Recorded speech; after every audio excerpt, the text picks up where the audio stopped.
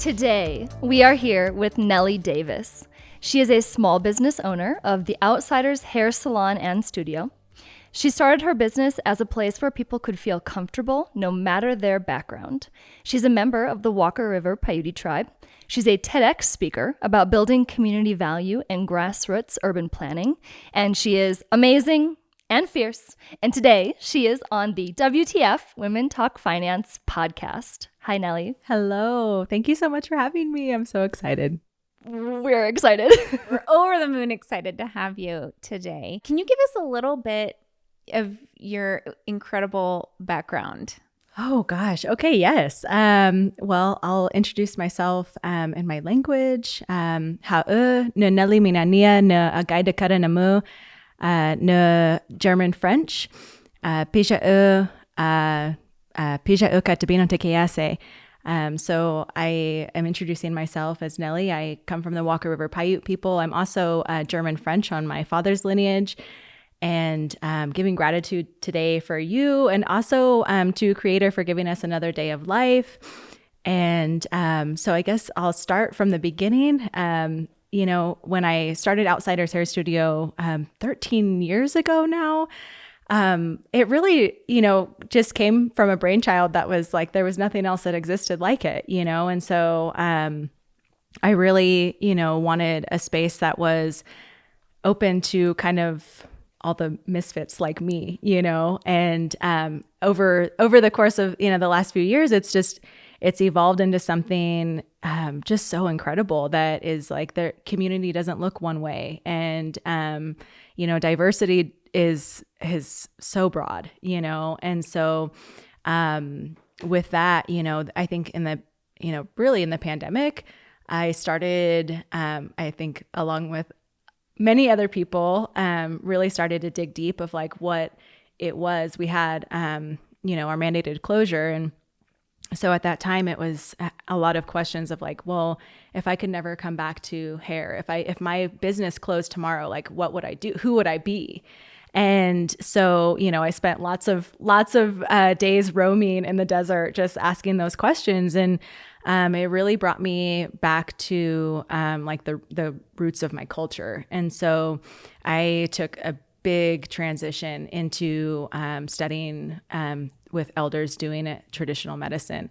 And so now I feel incredibly fortunate that Outsiders has been able to be a foundation and a catalyst that has allowed me to do those other things, and also has allowed the folks on my team to step into their sense of leadership as well. So now, I have more of a mentorship role, which is incredible. That's like where I think it feeds my heart, it feeds my soul. And then I'm able to pursue what I say is like, not just my job, but my purpose. I love that you use the word misfit for yourself, which we've just met this morning. So huge disclaimer there. But I would use the word fit. Based on what I've known about you, you have fit into so many roles, and you've taken on so many different aspects of power and just owned it. So I'm really curious why you would start out by describing yourself as a misfit. And then maybe if you can talk through kind of how you chose to deal with that feeling. Yeah. So, I think that misfit is just really the first one that comes to mind. But, in reflection of that, I think it's like, there have been many times in my life that I have tried to conform to spaces. I thought like, if I could just do this, or if I could, be in this space, then, I'll earn that accolade, or and all those, I think exterior validations, the expectations we impose upon ourselves, I think that ultimately are given to us, throughout our life, that we then, take on as our own. And so I think of misfit as like actually being yourself and actually like paving your own way, because it is so outside of the norm. There's so many people that I think find comfort and I'm just going to do what is expected of me. I'm just going to fit the mold because in my illusion that I've created and that has been created for me, that's easier, that's more comfortable, that's safer, right? So, so being the misfit or being even just authentic to who we actually are in a place where we may not align, we may not agree with the people around us, but we know that it's true to us, it's true to ourselves. I think that's far more challenging to walk that path and do it in a way that is like, I know that this is for me. So I'm going to continue just to be me because that's all I know. And, and I think I started my business when I was in my early 20s, so what I thought I knew then, right? And I still don't know. I still don't know even now. But allowing ourselves the process of evolution as well, that like we're going to change, we're going to grow, we're going as seekers, we're going to be constantly evolving. And so whatever that looks like at that time, as long as you're doing the work to say continually that like, this is who I am, that's all that matters. The rest of it is just, it's just the outside world looking in, but it's really like how we can stand strong in our own knowing. It takes courage, I think, to be who we authentically are rather than step into what's the easy way to present ourselves to the world. I kind of have goosebumps from that just because I think so many of us have put on the big kid suit that we think we have to wear to be taken seriously, especially as women. It feels like that facade is bigger. You have to play the part to get in, just to get your foot in the door and to be taken seriously as somebody in business. And what a place of, it sounds crazy that to be yourself is a place of vulnerability. Yeah, absolutely. And it is, it's so brave to step into that space, especially as women, I think, because, we have a lot of conditioned programming, like even from a young age, where it's very dismissive of, like we're often told like, oh, you have such a big imagination, rather than like the language that we use that is affirming to say, you have a strong intuition, trust that, so throughout the course of our lives, whether it's from, the things we carry from our family, from, and like family is, it depends on how deep you want to go with it, from generational, trauma, all the things that we carry with that, but then societal, if you want to go down whatever rabbit hole through past lives, all these things that make up how complex we are. And, and taking that to like these things that we adopt as our own of like these form of masks, right? Where when you get to that place and you start shedding of like asking those questions of like, what is mine? Like what is true for me? That is a really vulnerable place to be because it's your truth at your core. It's raw, it is like, it's so beautiful to find that space. But I think it's, you have to do a lot of uncovering. You have to do a lot of, deep work, which can be painful at times too, and if you're, like forging this path, you can, it can feel, a little, lonely at times too, which is like so important for us, I think, especially as women, to like band together and like we're going through these same processes together and we're much stronger together as well. Well, human beings are pack animals Yes. at our core. Yes. We just do better. Yes. So these solo journeys are really difficult, I think. Can we explore a little bit more? You talked about the pandemic being this moment of transition for you and really spending that time and doing that journey, but using your elders as kind of a guide or a group for you during that time. I'd love to explore that. Yeah.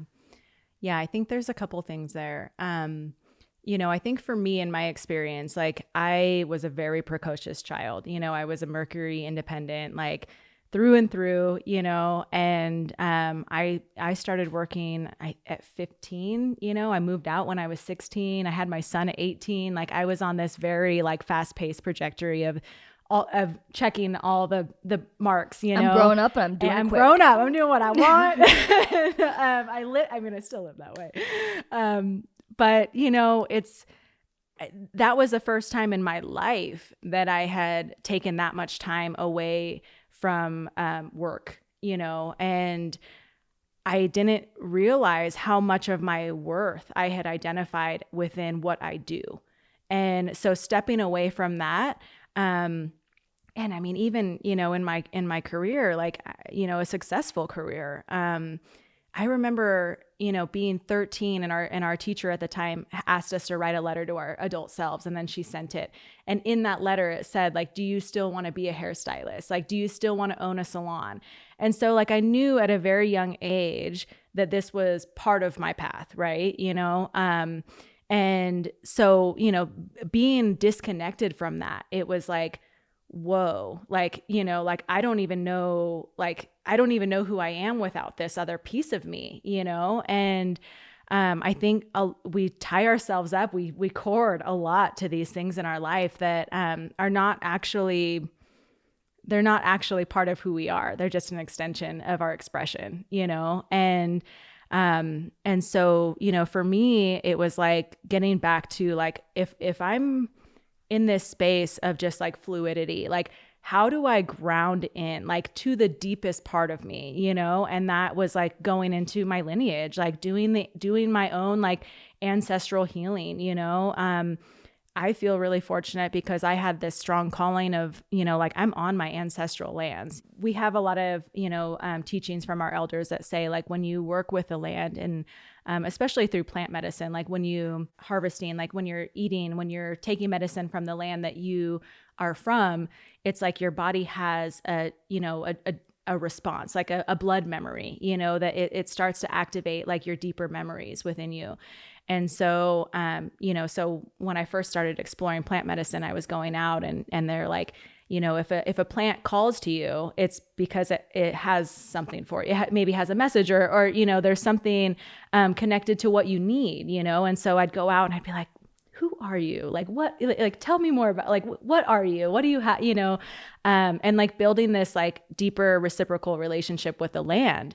And that's where it started. And then I was having, you know, some things come through in my dreams to where I was like, okay, there's something happening. Like, there's something happening within me.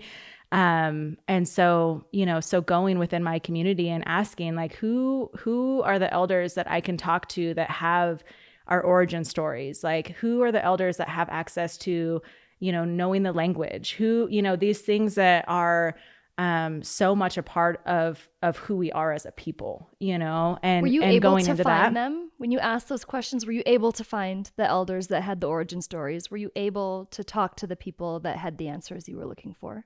So, you know, it's been a challenge because, you know, surely from my mother's generation, but definitely from my grandmother's generation. My grandmother is a survivor of boarding school. And so there was a huge disconnection of culture just in the form of assimilation. And so, you know, so with my grandmother, like she taught my mother really that she wanted her to speak English. She wanted her to, you know, to integrate into this society, you know, outside of our culture. And was doing so with the intention for her to have a better life, right? You know, like a better life. And putting that mask on. Yes. And so, you know, so there was this huge disconnection in our community. And unfortunately at the time, you know, even in the pandemic, we had maybe a handful of fluent speakers in our community. And, you know, these elders were passing, you know, with the virus. And so a lot of the things that we have, you know, traditionally been like through oral, you know, through storytelling, we really started to recognize, okay, we have to start adapting, you know, we have to start evolving as a community to have this information more accessible, or else it's going to be lost. And, you know, there's a lot of people that say like, well, our language was lost, but our language was not lost. It was taken.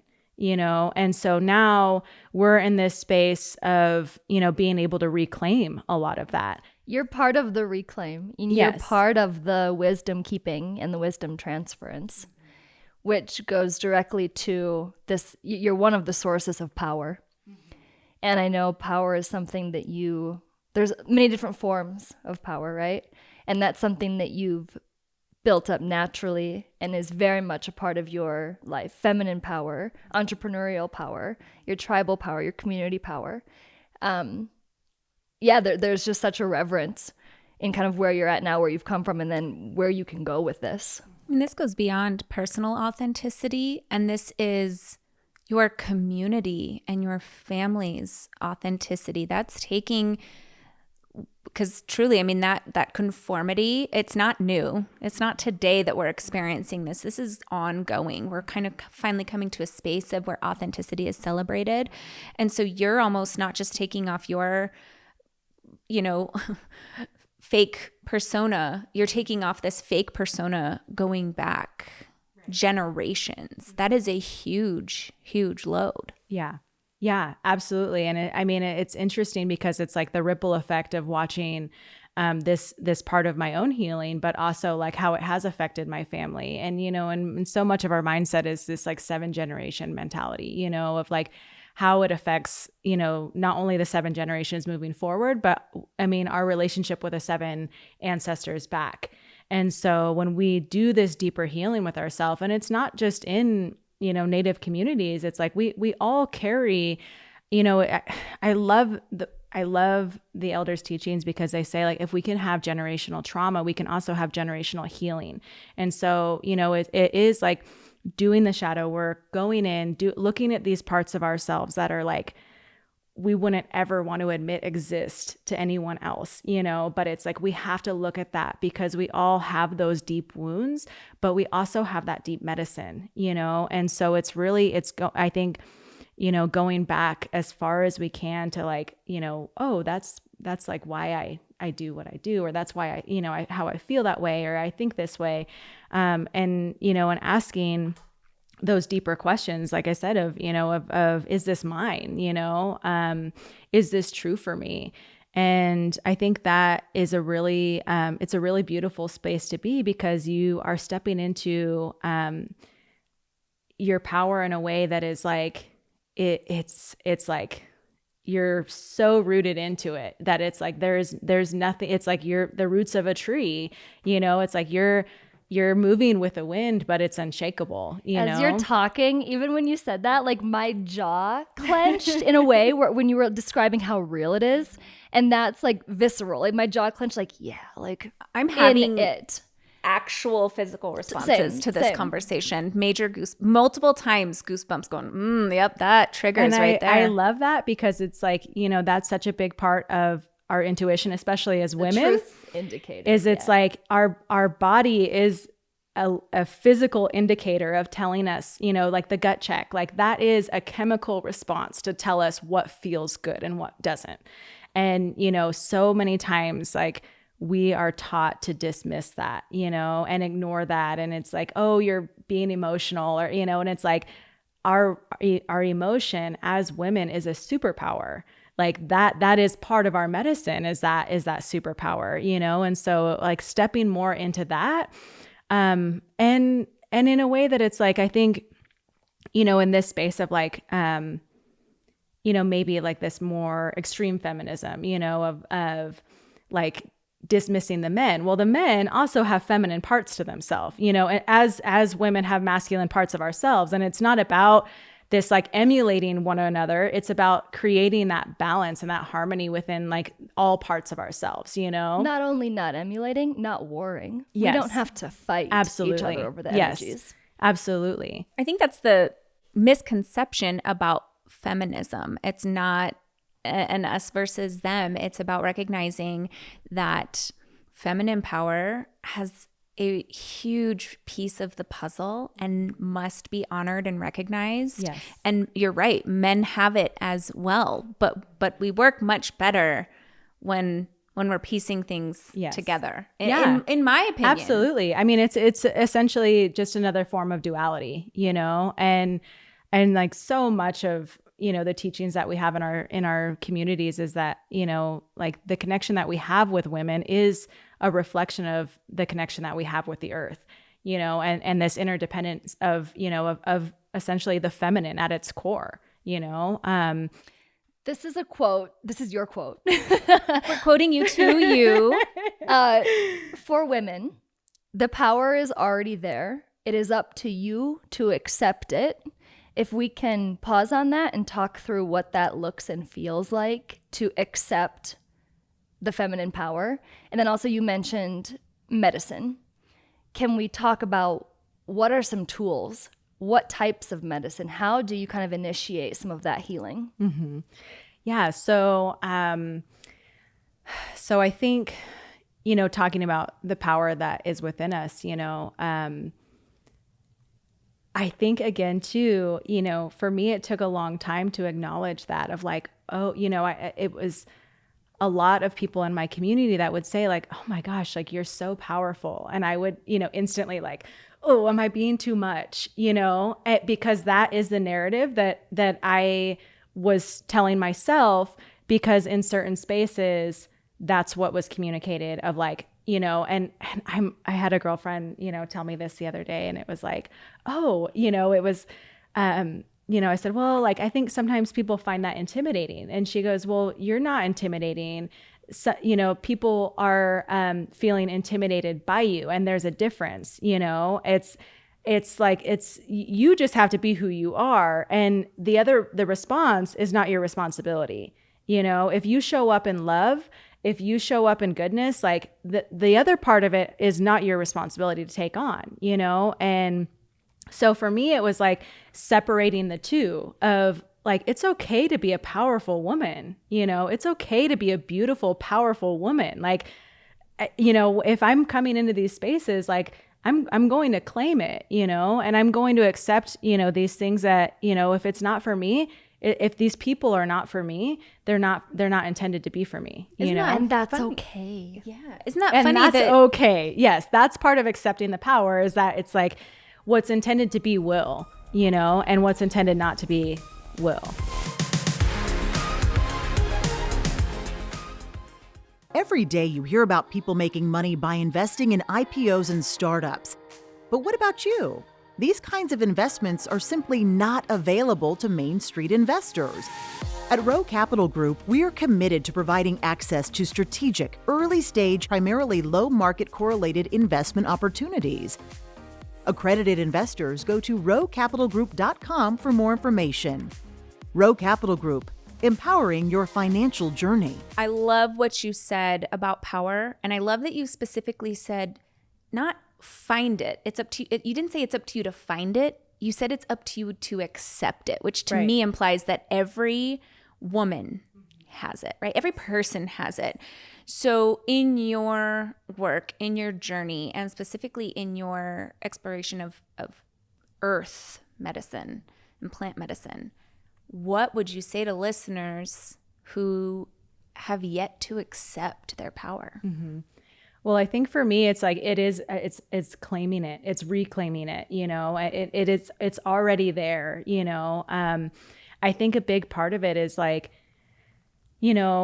not being fearful of that, like relinquishing the fear of stepping into feminine medicine. And also I think it's like in the way that we identify as like strength is often in the terms of a masculine, where it's like our strength actually is in our tenderness. It's in our nurturing. That's what is going to bring the healing forward, so it's like approaching business, approaching finance in a more intuitive way, in a more emotional way, coming from our heart, listening to our bodies, like loving our bodies, even through, our feminine moon cycles, like those type of things, like that have been like so far dismissed of like, that has no place here, is actually what is going to be like bringing the integration forward, and having this more like balanced of things, where I think that's a big part of it is like, the language, not only that we talk about, with ourselves, but also like teaching others how we want to be treated in that as well.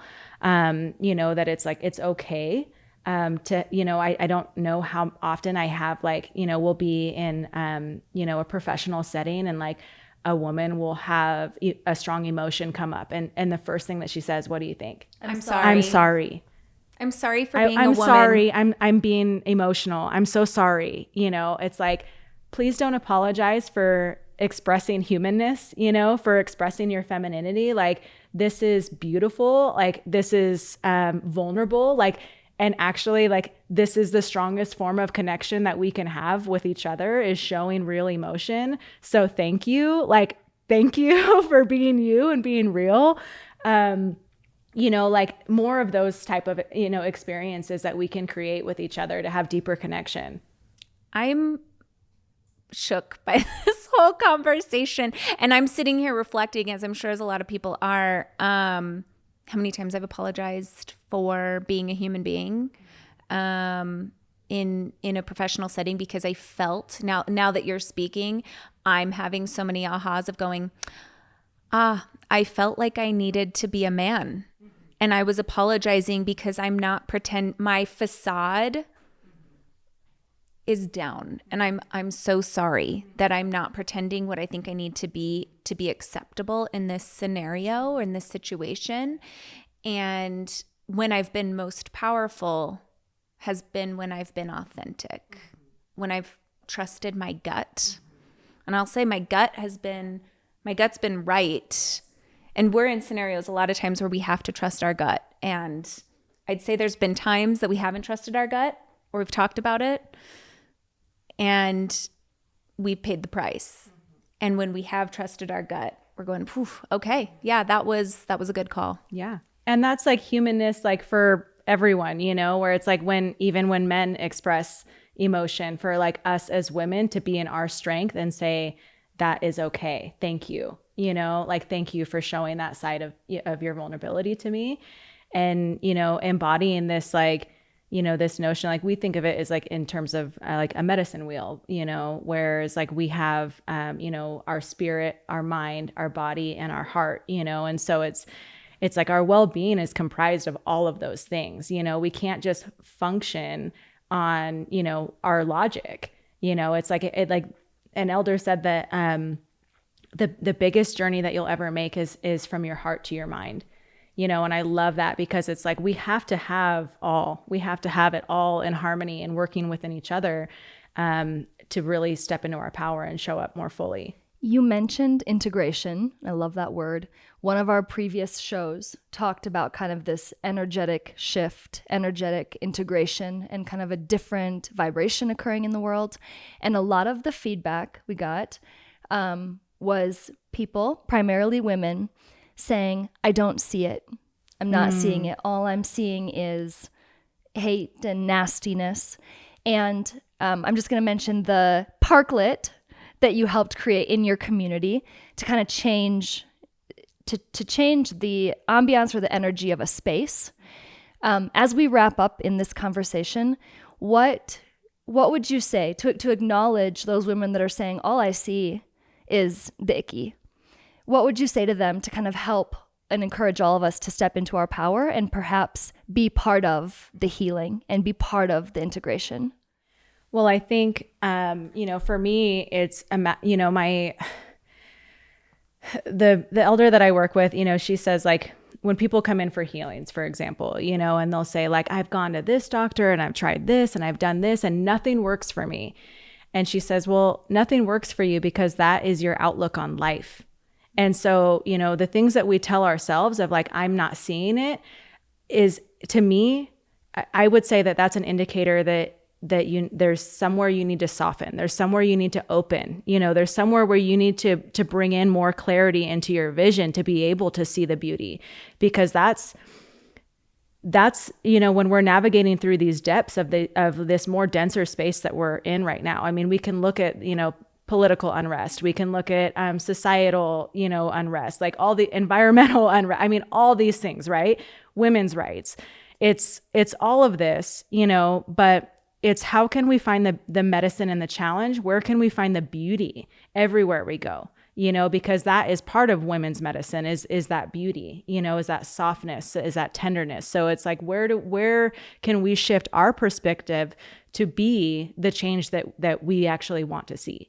And, and that's, when bringing in our medicine, it's like that, we don't have to be good at everything. We don't have to be good at, because we're all so unique in what we bring forward, but it's also recognizing like, well, maybe I'm not there. Maybe I don't see this right now, but there's someone that, can, to where like we can work together and create this, collaboration within our, within a partnership, of any partnership that is reciprocal, to have this exchange of energy, to where it's like, then I start opening up a little bit more, and we're feeding off of each other, so like finding people in your community, finding mentors that can help you on your path, because sometimes you get stuck in this, like this, this space of restriction. And sometimes it's us needing to get out of our own way, and so, there's times where it's like,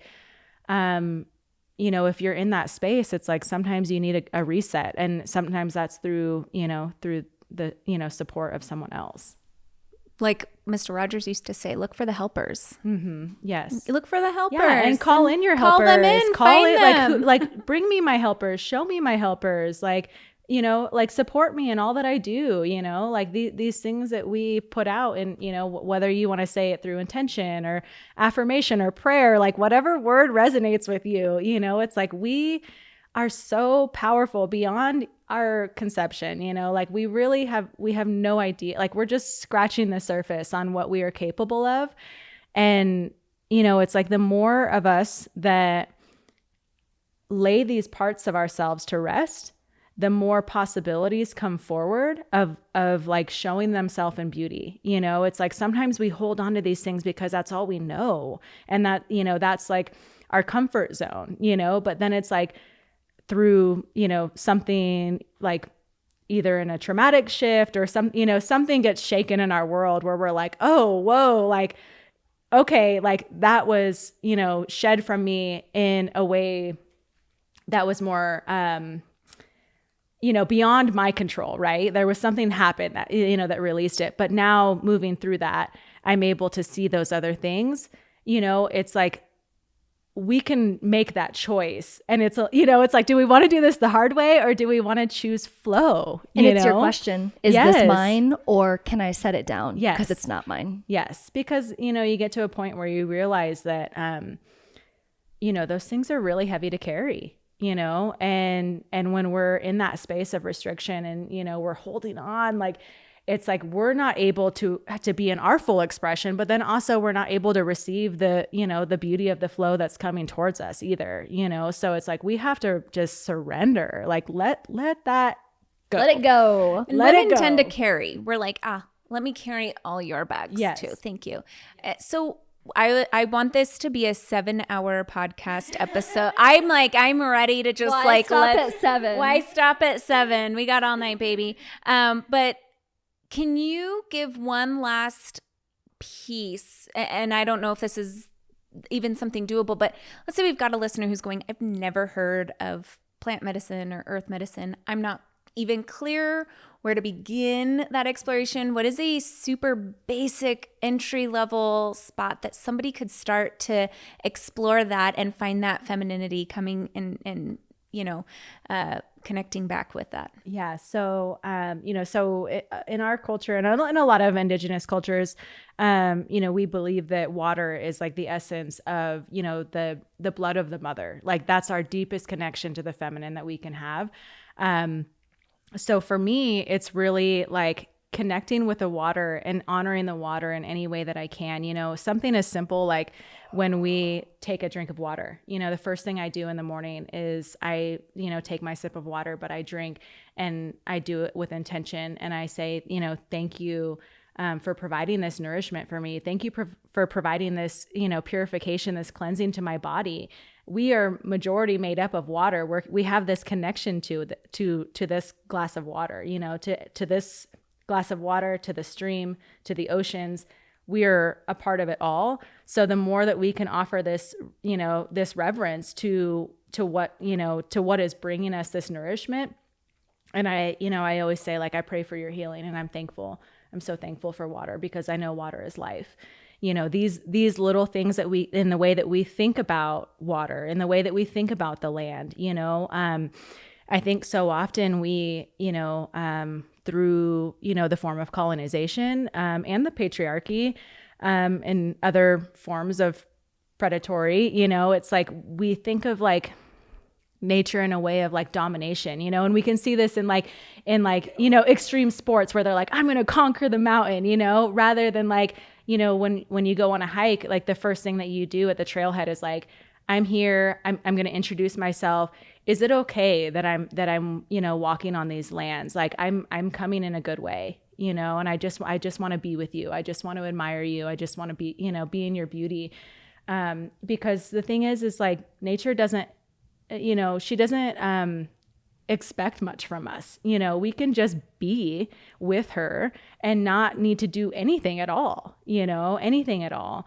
And so, one of the most beautiful things that was shared with me recently is like going to a place where you're close to water and, picking up a stone that resonates deepest with you. And, holding this stone and, any burden that you carry, any weight that you carry, any stress or tension, like, just feeling that wherever it is in your body and channeling it through your body into your arms, like, and giving it to the stone, because the stone is the oldest record keeper that we have available. It's strong and knows what to do with it.